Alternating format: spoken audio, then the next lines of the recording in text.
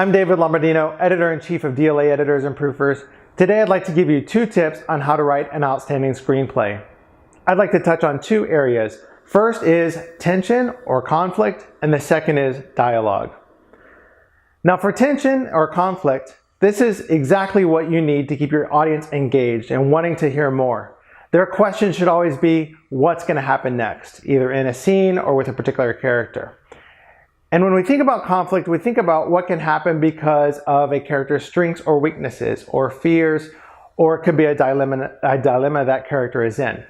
So let's say, for example, that there's a high school student and she's getting her report card today, and her report card is not good.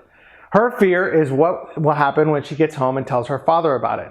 And she's thinking about what had happened the last time that she told her father about her report card, and his reaction was not positive.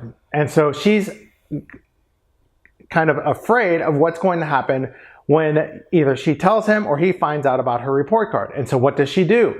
Does she try to hide the report card even though he knows that it's coming out today?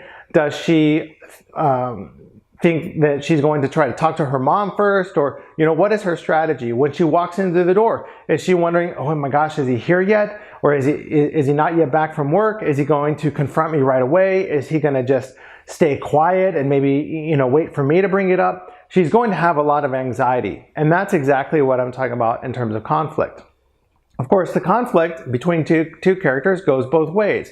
There's also the father. The father is aware that the report card is coming out today. He's aware perhaps of what had gone on before between him and his daughter with regard to the grades. And so for him, there's certainly his side of the conflict as well. And the reason I mention about the 2 sides is because the one mistake that you want to avoid is resolving the conflict prematurely. Conflict happens in everyday life, and it is exactly what the audience wants to see and find out about. Now, what I mean by that is you don't want to describe a scene in which the daughter gets home and she's like, oh, by the way, Dad, I got my report card and the grades are bad. And then the father says, oh, okay, all right, thank you for letting me know. Because in that situation, the audience's expectation is entirely let down. And let's say, for example, you've got a 20-minute script, and that happens 5 minutes in. Well, if you've resolved the entire conflict within at least the conflict that you've established so far in your script, and you get to that 5-minute mark, then what are you going to have left for the audience to pay attention to? And so in that regard, you want to always have some type of tension or some type of conflict that's ongoing until you reach the end of your script. Or you could leave a question that's lingering at the end. But the one thing you don't want to do is resolve it all before you reach the end. Of course, you could resolve tiny parts of conflict, but you want to resolve conflict in such a way that only opens the door to further conflict, or at least does not completely resolve all the conflict that's being presented. Second area that I want to talk to you about today is dialogue.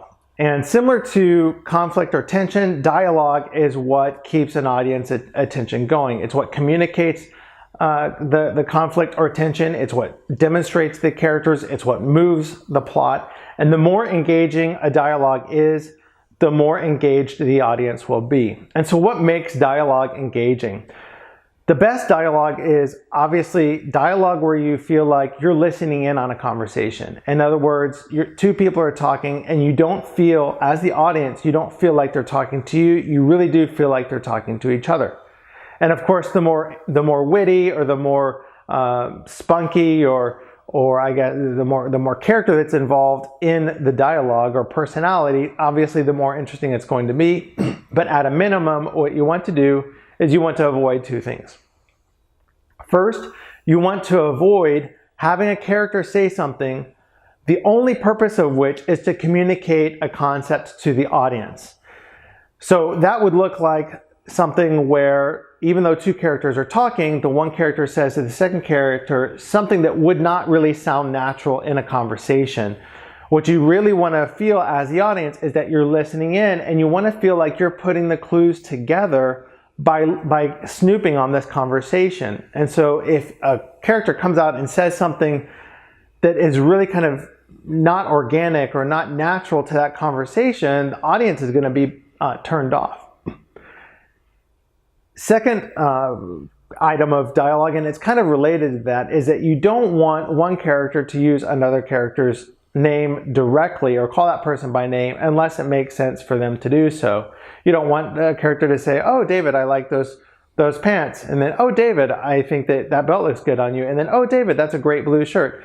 The use of David, it may make sense in certain dialogue, but as a general rule, you want to just use that name or have one character use that name if it is what that character would do in a normal or natural conversation for that character or between those two characters. Because again, that's not something you think about. How would somebody address somebody else in everyday life? Would they always be using their name?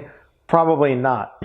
And so think about when you're communicating something between two characters, when you're using dialogue to develop a character or progress the plot, think about doing it in a way that's natural for the characters as you've established them. I hope you've enjoyed these tips. We offer a full range of editing and proofreading services, including editing and feedback, editing and proofreading for screenplays. We'd love to help you with yours. Come check us out at www.dlaeditors.com. Once again, that's www.dlaeditors.com.